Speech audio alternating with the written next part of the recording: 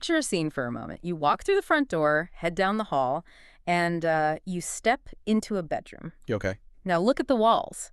If you look closely enough, you can probably still see the tiny thumbtack holes from like the posters you hung up when you were 15. Oh, man. Yeah. Right. And the closet still has the exact same scuff marks on the door. You are standing in your childhood bedroom. But, and here's the catch, you aren't a teenager. Right. You're 28. You did literally everything society asked of you. You studied late, you got the degree, you landed a professional job, and you're putting in, 40 to 50 hours a week. Doing everything by the book. Exactly. By all historical metrics, you are more educated and working just as relentlessly as any generation before you. Yet, in certain parts of the developed world today, up to 70% of 18 to 34-year-olds are standing in that exact same room, still living with their parents. I mean, that is just a brutal reality to wake up to, especially when you actually sit down and start doing the math on it. Oh, the math is terrifying. Right. Because we are looking at a landscape where someone just starting out might need to hoard like $70,000 in cash just to cover a standard 20% down payment. Which is a massive amount of liquid cash for a young person. And that is just for a basic $350,000 starter home, which, by the way, barely even exists in major cities anymore. No, they're basically ghosts. Yeah, and on top of that, you are supposed to somehow achieve this while carrying an average of $30,000 in student loan debt. Mm-hmm. I mean, the financial physics of that simply do not work for a normal human being. They absolutely do not work, which, forces us to ask the defining question of modern adulthood. How did the ultimate symbol of independence, just having a small place of your own, mutate into an exclusive luxury item? Yeah. Welcome to the Missing Lessons, where we explain what school never did. Exactly. Because in this deep dive, we're looking at how housing is infinitely more than just having a roof over your head to keep out the cold. It is the absolute foundation of stability. It dictates where you can work, whether you can start a family, and frankly, it is the bedrock of generational financial independence. Yeah, it really is. So today, we are decoding the mechanics of the global housing crisis so you can actually understand the board before you play the game. If you're enjoying the Missing Lessons, make sure to follow the podcast, leave a rating, and share it with someone who might find it interesting. It helps us create more episodes and reach more curious minds. So to really understand why a basic starter home feels completely out of reach right now, we have to look at the mechanics of supply and demand, but not the theoretical textbook version. Right, we need the real-world version. Exactly. We need to look at what actually happened out there in the physical world. And the domino that started this entire cascade, it actually fell back in the 2008 financial crash. Wait, really? 2008? Yeah. But, I mean, that was almost 2 decades ago. I have a hard time believing that a financial crisis from when, a lot of young adults were still in elementary school is the primary reason they can't afford an apartment today. Didn't the market recover from that? Well, so the stock market recovered and the banking sector recovered. But the physical act of building homes, it really didn't. Wow. Thanks. Yeah, when the housing bubble burst in 2008, the world didn't just slow down construction, it slammed on the emergency brakes. Construction sites across the globe literally went quiet overnight. Right, because the money dried up. Exactly. Development companies went bankrupt by the thousands. But here is the most important part. The labor force vanished. Because they had no jobs to go to. Right. When the building stopped, all those plumbers, electricians, framers, and carpenters, they still had to feed their families. So they left the industry entirely. They retrained. They found totally new careers. And you can't just flip a switch and bring an entire skilled labor force back to life. So it's like we just lost the human machinery required to actually build the houses in the first place. That is exactly it. And because we lost that machinery, we stopped building enough homes for years. And we never caught up to the baseline. Man. If you fast forward to today, we have a catastrophic deficit in housing inventory.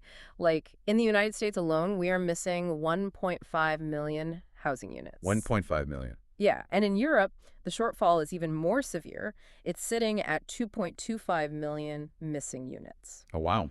We are functionally missing entire cities' worth of homes. So it's basically like a giant game of musical chairs, but instead of Yeah. taking away chairs, we just invited millions more people to the party and completely stopped building new chairs. That is a perfect analogy. But the population didn't just grow evenly everywhere, right? Right. Where did all these people actually go? That is the second massive pressure point we found in this deep dive.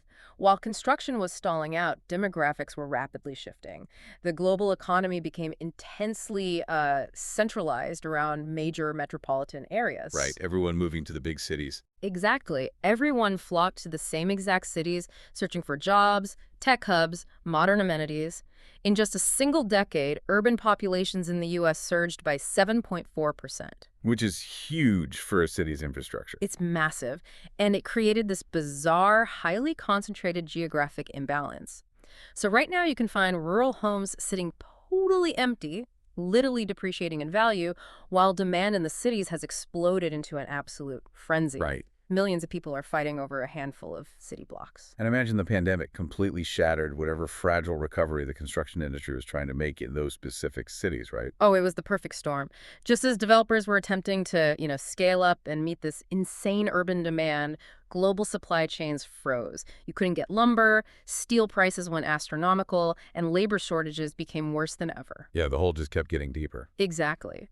But having a shortage of homes is really only half of the equation here. We also have to look at what happened to the money used to buy the few homes that actually do exist. Right, because even if a house does hit the market, it doesn't matter if the average worker's paycheck is just completely detached from the price tag. Yeah, and this is where we hit the affordability gap. Mm. The math here reveals a lot about our modern economy. Over a recent 11-year period, median home prices skyrocketed by 87%. 87%. Yeah! Think about that for a second. The asset you were trying to buy almost doubled in cost, but over that exact same period, household incomes only crept up by about 18%. Wow.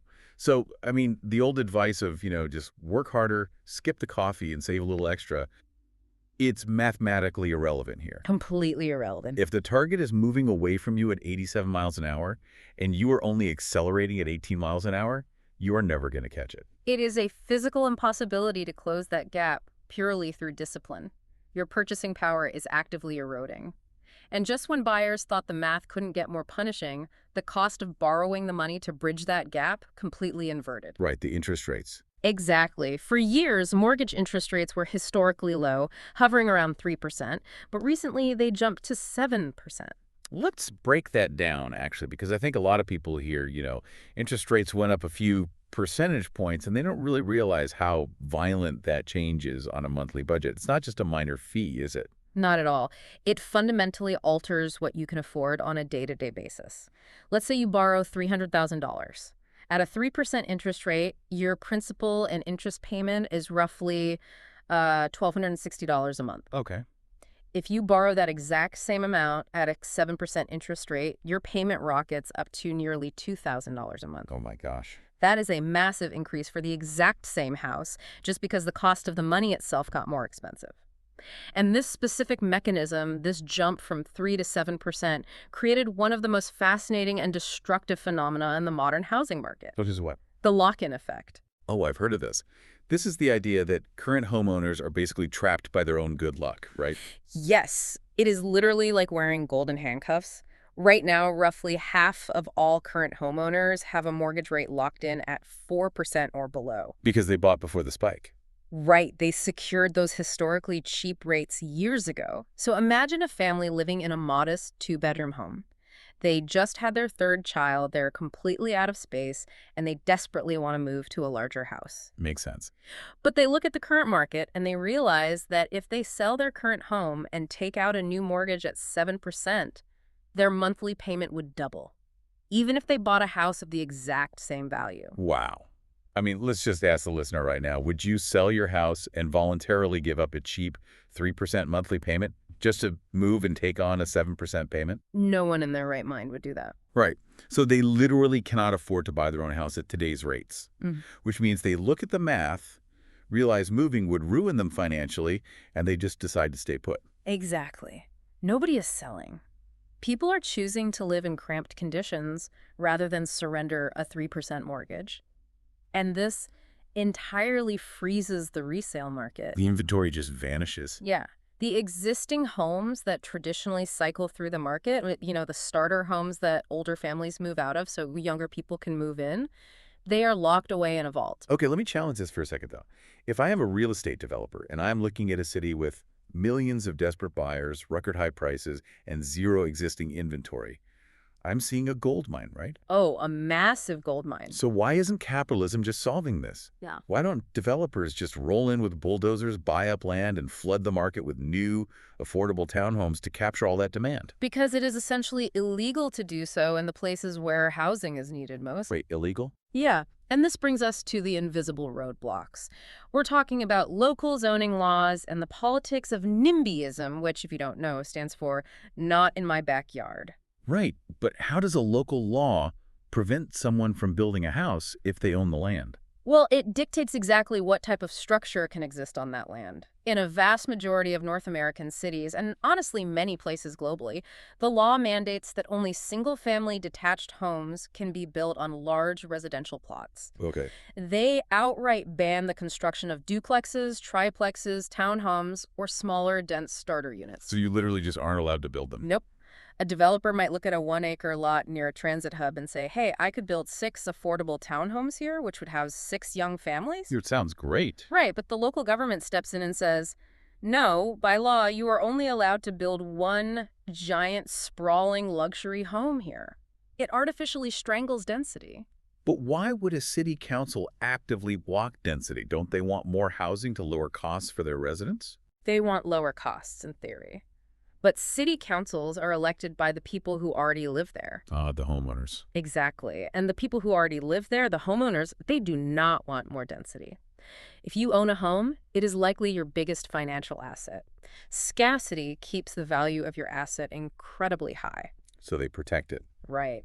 When a developer proposes building an apartment complex or a row of townhomes nearby, the existing homeowners flood the local town hall meetings. They complain about traffic, they complain about neighborhood character, and they pressure the politicians to reject the permits. So the very people who benefited from buying homes decades ago are heavily incentivized to pull the ladder up behind them, whether they realize they are doing it or not. Precisely. And even when developers do manage to get approval to build something dense, the bureaucracy they have to fight through is just paralyzing. The permitting process alone can drag on for years. Just waiting for paperwork? Yeah, they have to fund endless environmental reviews, community impact studies, and navigate all this bureaucratic red tape. And time is money. A developer might spend 2 years just paying lawyers and holding empty land before they ever pour a foundation. And I'm guessing they just pass that cost on to the buyer. Exactly. That adds tens of thousands of dollars to the final cost of the project. That cost doesn't just disappear. It gets baked right into the final purchase price of the home. The buyer ultimately pays for the bureaucracy. And speaking of invisible forces eating up the housing supply, we definitely have to talk about how technology shifted the landscape, specifically app-based short-term rentals. I mean, this completely redefined what a residential property actually is. It changed the fundamental utility of a house entirely. Historically, an apartment in the city center was meant for a local worker to live in year-round. Today, it's an investment vehicle. The rise of short-term rental platforms has devoured a massive segment of the long-term housing supply. Let's look at the yield difference. An investor can rent an apartment to a local family for, say, $2,000 a month. Okay. Or they can put it on an app, charge $200 a night to tourists, and make 3 times as much money. When you lay the math out like that, it makes perfect sense for the investor, but it creates an absolute nightmare for the local economy. A massive nightmare. In Europe alone, a record 854.1 million nights were booked on short-term rental platforms in a single year. Oh my gosh, over 850 million nights. Yes. Think about the scale of that number. Investors are buying up properties in residential neighborhoods and turning them into unregulated, decentralized mini hotels. Right. Every single unit that is converted into a vacation rental is one less apartment available for a nurse, a teacher, or a barista who actually keeps the city functioning. It shrinks the available pie, driving the cost of the remaining slices through the roof. You know, have you ever noticed this in your own life? Think about your city right now. Are there cranes constantly building luxury condos or buildings being bought up for vacation rentals, but absolutely nowhere for a normal, everyday worker to rent. We would love to hear your experiences, so please drop a like and a comment on the video if you've felt this pressure in your own neighborhood. So when we pull all of these massive macroeconomic forces together, the missing construction, the interest rates, the zoning laws, the investors, what does this actually look like on the street level? It's probably pretty bleak. It is fierce, and it is punishing. Let's look at a first-time buyer. A recent graduate carrying that average $30,000 in student loan debt spends 5 years diligently saving a modest down payment. Doing everything right. Right. They find a small starter home, they submit an offer that stretches them to their absolute financial limit, and immediately they are outbid by an investor or a wealthier buyer paying entirely in cash. Because they just can't compete. The young buyer is trying to navigate a highly regulated loan process with strict contingencies, and their competition is literally walking in with a briefcase of liquid money. The game is profoundly lopsided. And it's not just the buyers getting squeezed, right? The rental market is absorbing all the people who got pushed out of buying. Exactly. The everyday renter is bleeding capital. In some regions, like Greece, workers are spending over 35.5% of their entire income exclusively on housing. Over a third of their income. Yes. Over a third of every single hour they work vanishes the second they are paid, just to secure shelter. And for low-income families, over 27% are facing severe housing deprivation. Wow. We are seeing a return to systemic overcrowding. Like in Europe, 17% of the population is living in overcrowded conditions. And overcrowded isn't just like a subjective feeling that your apartment is small, is it? No, it is legally defined as lacking even one room per adult couple or pair of teenagers. Oh, wow. You have multiple generations crammed into tiny spaces, stripping away privacy and stability. And minorities and non-citizens are hit even harder, with over 33% living in officially overcrowded spaces. See, this is why it's not just a real estate issue, right? It's a societal issue. If housing is incredibly expensive, it alters the trajectory of human behavior. It alters the entire timeline of a generation. When young adults are forced to postpone moving out of their childhood bedrooms, they also postpone starting families. Right. They put their lives on hold. They delay taking entrepreneurial risks or relocating for better job opportunities because they cannot risk losing the lease on a semi-affordable apartment they currently hold. This creates a profound structural, generational inequality. Yeah, a massive divide. We are rapidly moving toward a society split permanently down the middle. Those whose parents own property and can help them leverage that equity to build wealth, and those who do not. And the people who don't are just stuck. Trapped. They are trapped in a relentless cycle of paying soaring rents, handing over their labor to a permanent owning class. I mean, rents have jumped nearly 28% across Europe. And in specific countries like Estonia and Lithuania, the spikes are astronomically higher. It is incredibly easy to listen to all of this, the lack of building, the zoning politics, the brutal interest rates, and feel totally defeated, like the machine is just too big to fight. It is a massive machine, but feeling defeated doesn't put a roof over your head. The proactive lesson here is how you can actually prepare to navigate this environment. Right. And the biggest, most solvable barrier standing between you and homeownership is the knowledge gap. If you grew up in a family of renters, you likely never had dinner table conversations about equity, amortization schedules, or fixed-rate mortgages. You just don't know what you don't know. Exactly. You are essentially being asked to play a high-stakes financial board game where everyone else was handed the rule book years ago. So how do you get the rule book? Like, what can someone listening to this deep dive actually do today to improve their odds? The most critical piece of advice is this. Do not wait until you want to buy a house to learn how the financial system operates. You have to understand the levers of the machine right now. Okay, like what? First, learn how credit actually works. Your credit score is essentially your financial passport, and it dictates the risk premium a bank charges you. Right. A slightly lower credit score doesn't just mean a higher chance of being denied. It means the bank will charge you a higher interest rate, which can add tens of thousands of dollars to the cost of a home over 30 years. Learn how to build and protect that score today. And there are tools designed to help that people just assume they don't qualify for, right? Absolutely. There are down payment assistance programs, state-sponsored grants, and tax incentives specifically designed for first-time buyers. And people just don't use them. A massive percentage of these funds go unused every year simply because buyers do not know they exist and never apply. Furthermore, learn how retirement accounts function in relation to real estate.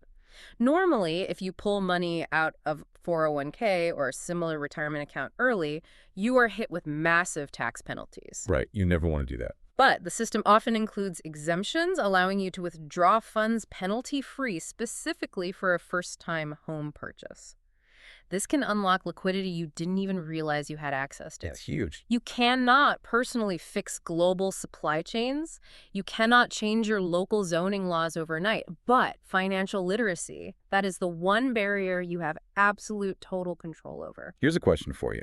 If you were in charge of your city for one day, would you ban short-term rentals to open up housing? Or do you think the core problem is just that we aren't building enough? Let us know your thoughts in the comments. To summarize exactly what we've unpacked today in this deep dive, the reason housing feels impossible is a compounding failure of systems. We stopped building the physical homes after the 2008 crash and never caught up. When developers tried to build more, outdated zoning laws and local homeowners blocked density, making construction agonizingly slow and expensive. Add to that the lock-in effect, where skyrocketing interest rates have frozen current homeowners in place, completely starving the market of existing inventory. All while the gap between your paycheck and asset values just grows wider every single day. Exactly. But I want to leave you with a final thought to mull over. Housing is governed by the cold, calculated laws of supply and demand. But unlike a luxury watch or a sports car, shelter is something you absolutely must have to survive. Yeah, it's a need, not a want. It is a fundamental human biological need that has been transformed into a highly speculated financial asset. The rules of this market, the zoning laws, the banking regulations, they were all written long before you were even born. Very true. You might be sitting in that childhood bedroom right now, staring at the ceiling, feeling like the game is entirely rigged against you. But by understanding the mechanics of this crisis, by learning exactly how the gears of this market turn, you stop being a passive player. You take the first real powerful step toward claiming your own piece of the board. If you enjoyed this episode of The Missing Lessons, don't forget to follow the podcast, leave a rating, and share it with a friend. Your support helps us continue exploring the topics school never taught us.